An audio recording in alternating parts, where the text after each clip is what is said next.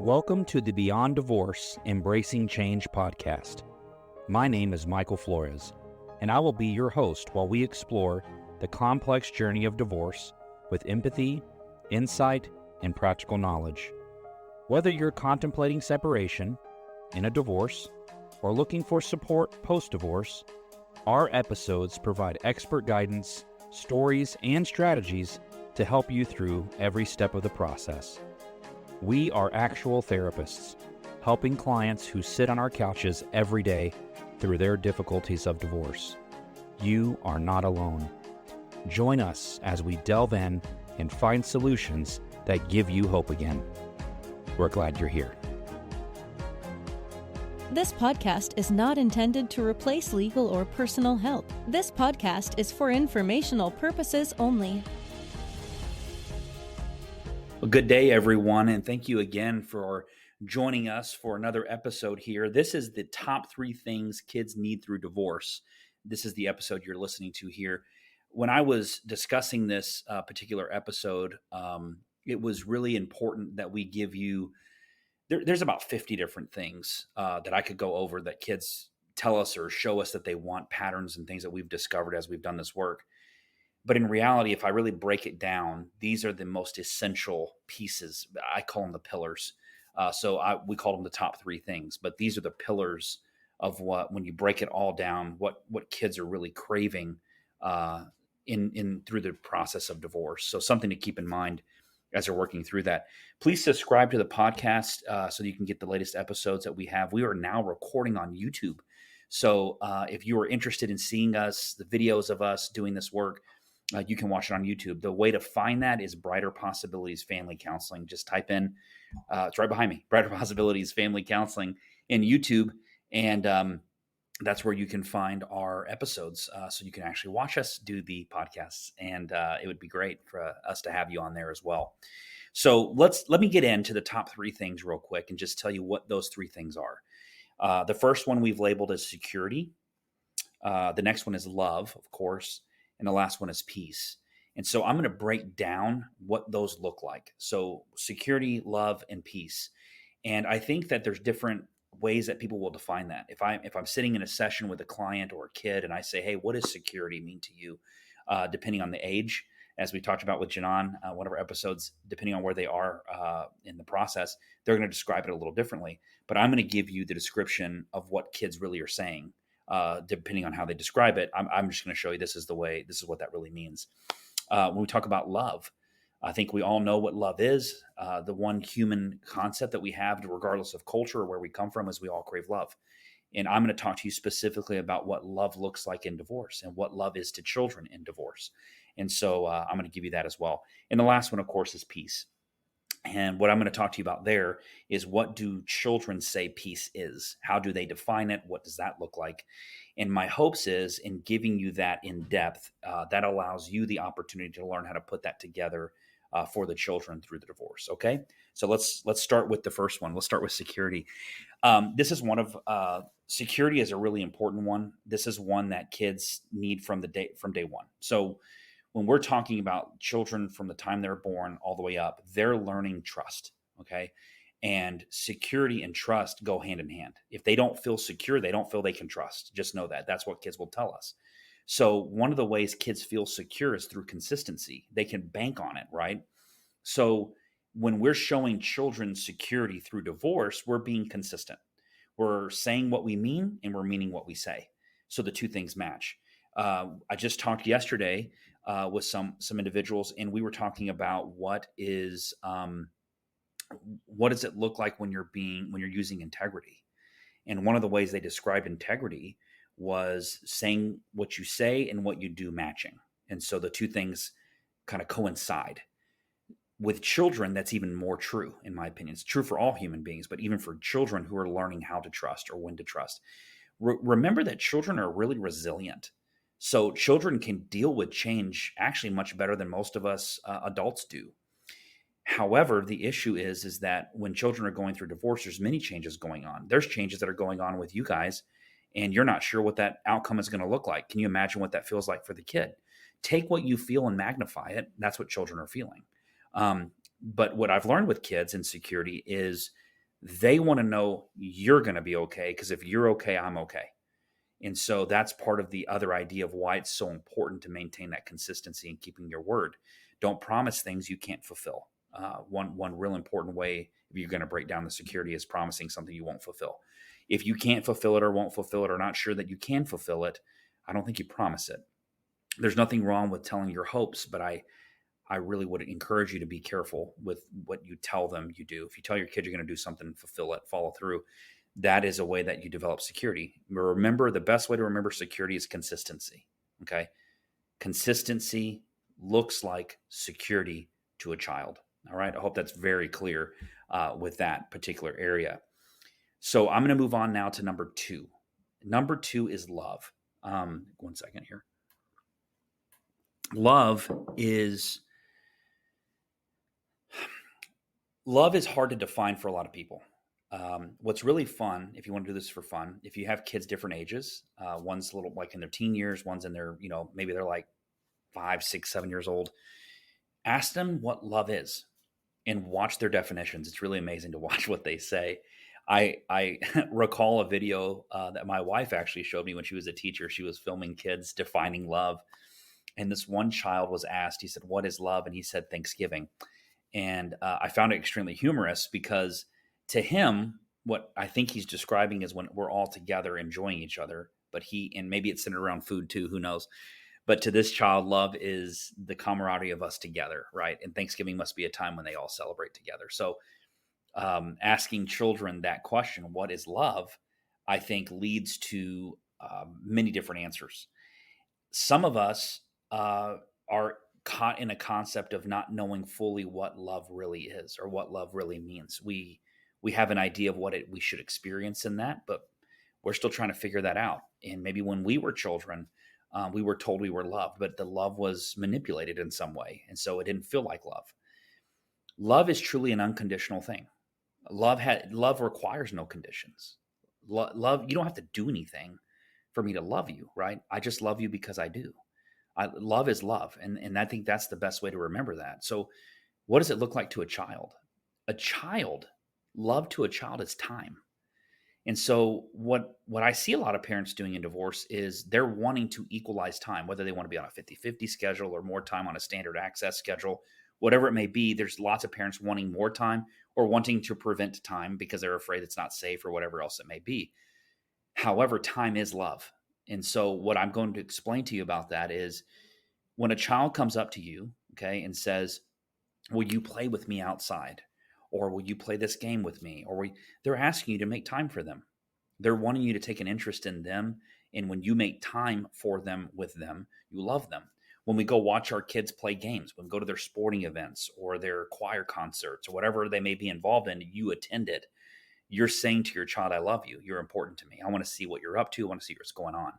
A lot of us get caught in our busy lives and we're required to work and pay bills and do all those things. But time is always that thing that's fleeting and we don't get it back when it's gone. And children grow up so fast. I will tell you, in all the years I've done this work, I have had kiddos I've seen and then I don't see them. And then they come back years later and I see them. And I'm just always in awe. I've never had a moment like that where I've just not been like, "Oh my gosh, look how big you are. Look how much you've grown. You're taller than me. Your voice is deeper." With some of the guys, they go through so many changes so quick. Time is not our friend with children. They move so quickly, but time to them is love, making time for them. This can be as simple as not the quantity of time, but the quality of time that you spend with them. Let me make sure that that sinks in for you. Many people think when I say time is love, they're hearing me say quantity. What I'm really trying to describe to you is the quality. Yes, you need time to make time, spend time.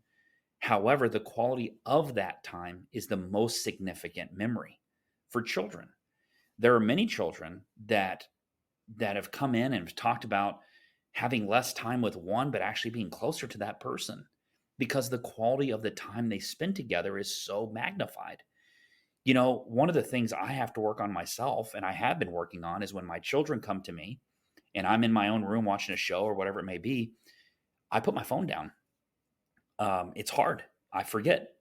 I'm sitting there in the phone, I'm scrolling through social media or whatever it may be, and the kid's talking to me, and I'm looking at my phone, I'm answering them, I'm listening. But what's the message I'm really saying to them? That what I'm doing on this phone is more important than what you want to say to me. Now, that's not the message I want to get across, but that's what they experience from the way that I'm doing my life. So, one of the things to consider when you're with your kids is how do you maintain the quality? How are you taking whatever time you may have, as little as it may be? What are you doing to make that quality? Right? So, time is love. And I mean quality, not quantity. I don't want to keep beating the dead horse here. I hope I've made myself extremely clear that that is the significant piece when it comes to what children experience as love. Okay. The last one that we have here is peace. So when we're talking about peace, I don't think I'm relating it to the type of peace that we have more in our faith. Maybe if you're thinking of a Christian sense or the peace on earth or things like that. Peace to a child in divorce looks like getting along, right? Now I've asked kids when parents are not getting along, how can you tell they're still okay? And what they really say is they're kind to one another. So think about that for a second. To a child, peace looks like getting along. Okay, make a note of this. Getting along, right? And when we're not getting along, we're being kind. This is what children say. And here's what's crazy about this. This is not what children say, little kids. This is from the earliest ages, from the interviews I've had with the other therapists, from kids from 5 years old, from a school age children. Kids are able to now communicate and express themselves. They go from that all the way up into the oldest. I think I've had a kid. Well, I've actually had kids come in that are 18 and older. But I'm thinking of a kid that's like right before they age out at 17. They say it all the way through. Those are the two most common denominators of what peace looks like to them. Get along, and when you don't, be kind. And kindness can just be as simple as it seems like this is important to you. However, this conversation doesn't seem like it's making a lot of progress. And out of being super kind, I'd like to do this at a time where we can both be progressive, right? You're offering alternatives, whatever it may be. That goes back to the collaborative conversations of like, yes, if looks kind, right, to people. But it also sets your boundaries. So there's certain ways to do this so that children get the experience of kindness. One of the things that I heard once that I think will help you understand how being kind can be for your children and what children might look like is I heard someone once say, my parents treat the target person better than they do my co-parent. So what does that mean? Well, if you guys go to Target or Walmart or wherever and a greeter is there or the person doing your checkout is there, because I know we have self-checkout now, but one of the people working at a place like this might say something like, hey, how are you? You won't ignore them. You'll turn to them and be like, I'm doing well. How about yourself? Or how's it going today? You're all busy? You strike up I call it coffee conversation, right? Like it's just a real simple, how's it going? What you up to? Have you been here long? Whatever it may be. Keeping it really simple. What's sad is that kids see their parents treat these people better than they treat the people who gave them the child that they're raising. And that's hard for a child to witness that. So if all I can tell you is maybe being kind is just remembering what it looks like to treat someone at Walmart or Target, that might be a way to at least think about how you approach people. And so that's an example of how you can at least be kind, even if you're not getting along. All right. So that's something to keep in mind with peace. So let's kind of recap some of these. We've talked about security, right? And security is consistency.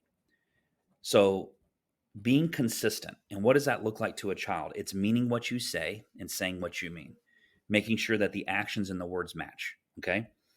If those two things aren't there, you're not being consistent. That doesn't help kids feel very secure. Now, let me clear something up here. This isn't like this is not like a threat. Like if you do X, Y, Z, then that's not what I'm talking about. That doesn't create security. Now, if you are pretty good about following through about things and you make threats, that's going to scare kids, right? That's not going to make them feel secure. What we're talking about is if you tell your kiddo you're going to show up to their choir concert, you should be there.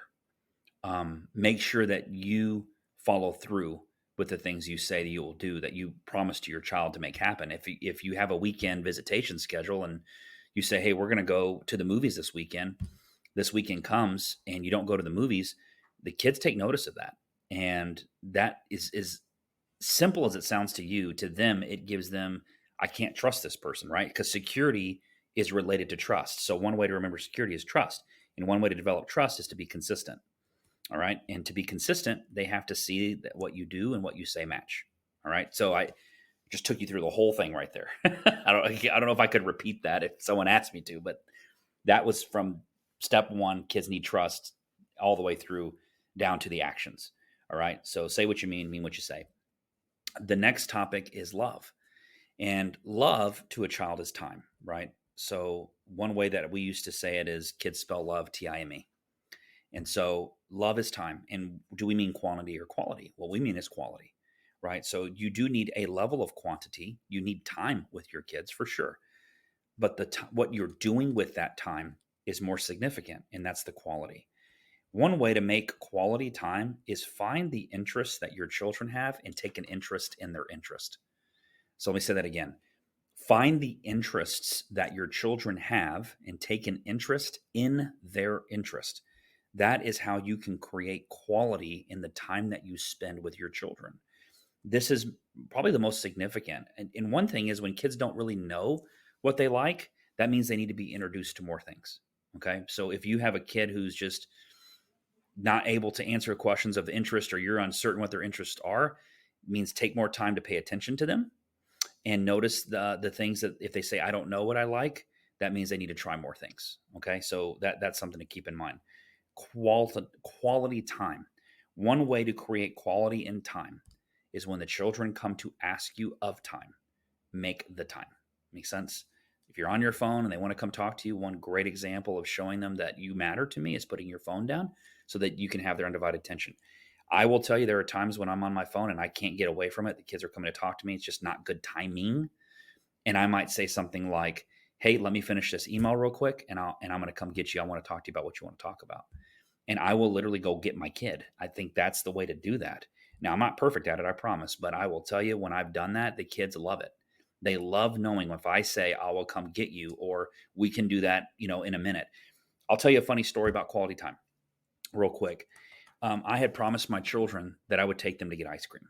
Okay. And I remember it was a night, pick up the house, whatever they needed to do. And I got sidetracked. I was doing something else. Anyway, it was bedtime. The kids had to go take showers. They went and took showers. Nothing registered with me. Like, they were taking showers. I'm thinking, okay, they're getting ready for bed. And the kids were really disappointed. It was bedtime. You could see that they were saddened. And my wife, thank goodness, she came to me and she said, hey, promised them ice cream and it's like they need to go to bed. And I said, oh my gosh, I completely forgot. And so anyway, long story short, I went and got them up out of their beds. They had literally just gotten in bed. They were probably in bed 5 minutes, if that. And told them to get up. We need to go. And they were confused. And they said, where are we going? I said, I'll tell you when we get in the car. And in their pajamas and everything, we got in the car and they're still confused on where we're going. And I said, I promised you guys ice cream. We got to go to ice cream.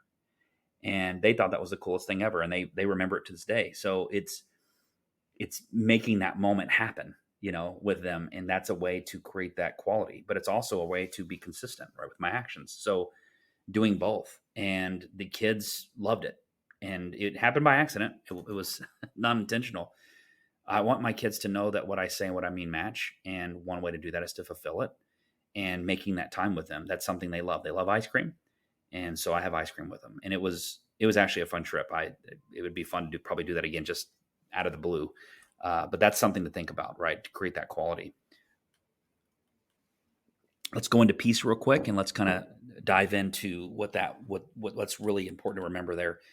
Remembering that peace is about getting along and being kind. So when kids describe what peace is in divorce, they're describing it as it looks like parents getting along.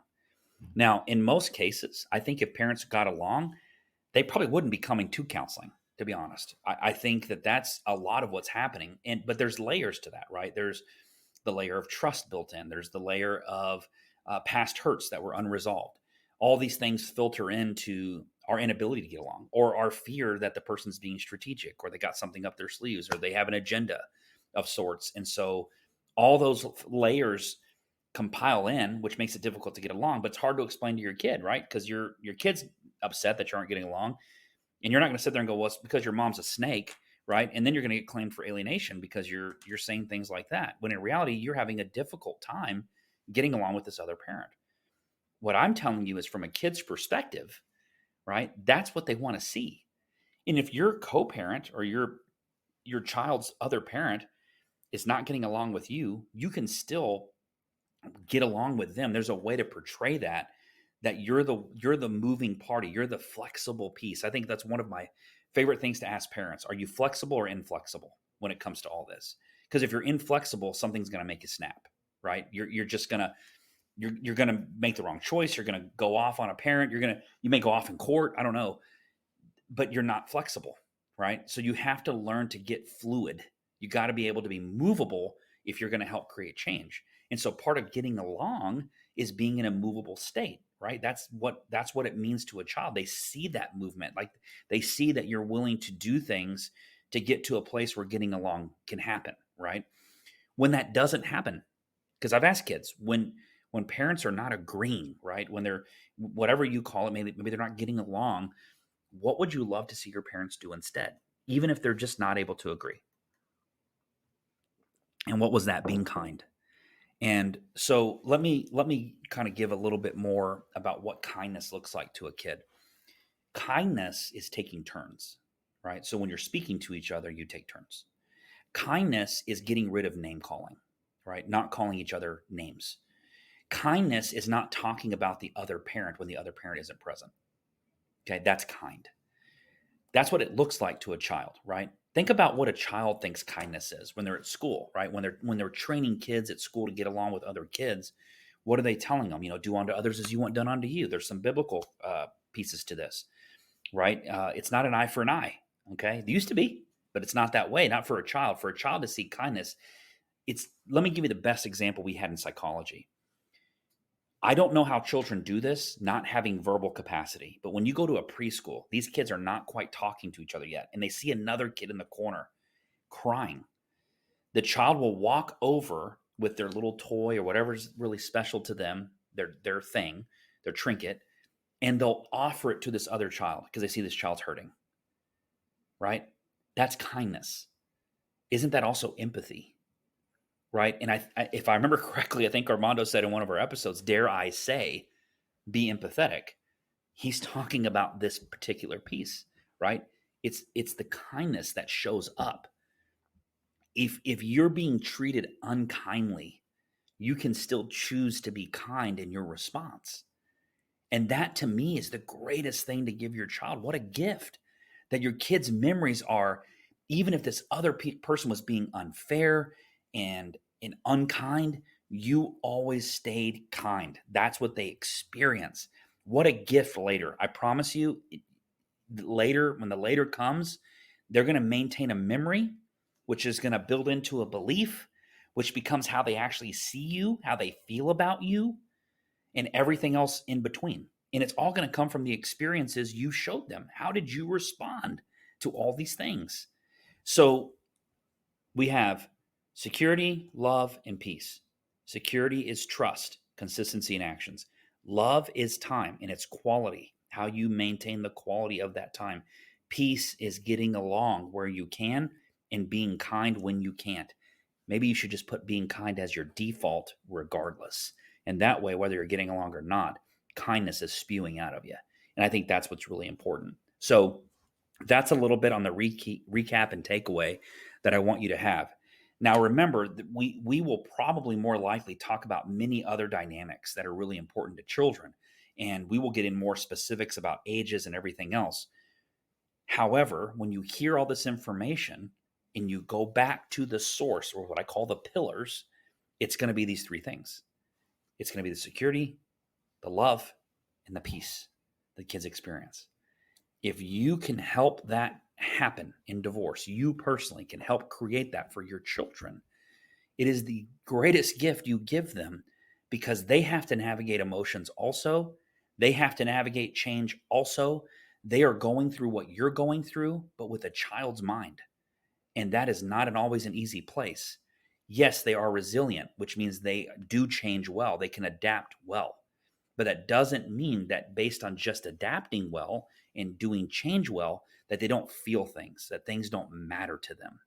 So keep that in mind as you're trying to create a way for your child to get to the other side of this also, that this is super important to put in place. All right. Thank you so much for being here with us today. I'm so glad to have you. Um, we are on Instagram. We are also on Facebook. And if you'd like to find us on Instagram, go to Brighter Possibilities FC. And on Facebook, just type in Brighter Possibilities Family Counseling, and that would be the best way to find us. In an earlier episode, we talked about a bonus parent essentials course. So if you're listening to this podcast and you are a parent and you have a step parent, right? So you have a person who's helping to raise the kiddos with you and your partner, or you're a step parent yourself, I'd really like you to look into this course, the Bonus Parent Essentials course. And I'm going to tell you where to find that. You can find that on our website at Brighter Possibilities, F as in family, C as in counseling.com, brighterpossibiliesfc.com, and it's under the classes tab. You can do that. You can also type in brighterpossibiliesfc.com/classes, and that will take you right to where our courses and classes are. You can also find our latest podcast episodes in the same place. So that's a great way to get probably the most updated information we can offer to you. I can't wait for you guys to hear more of our podcasts that are coming out. We have some phenomenal ideas and more to share with you, more great things. And if you would like the link to the courses in Bonus Parent Essentials, know that we will have it after the show or in the show's specific notes section. So you'll see a link there you can click, and that'll take you right to it. So I just want to encourage you guys to keep doing your thing and keep moving forward. So glad you're here. Thanks for being here with us. Have a great day.